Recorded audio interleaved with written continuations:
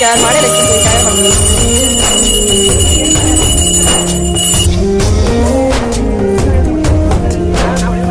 ಕದ್ದು ಕದ್ದು ನೋಡಬೇಡ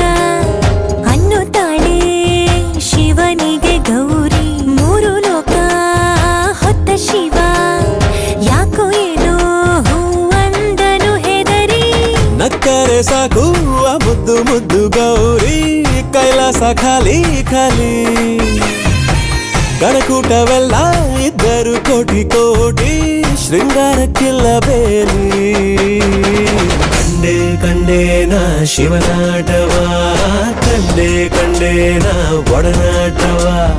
ಪಟ್ಟೆ ವಿಭೂತಿ ಮೈಯಲ್ಲಿಯೇ ಪಟ್ಟಾಯಿಸೋ ದೇವಿ ತುಂಟಾಟವ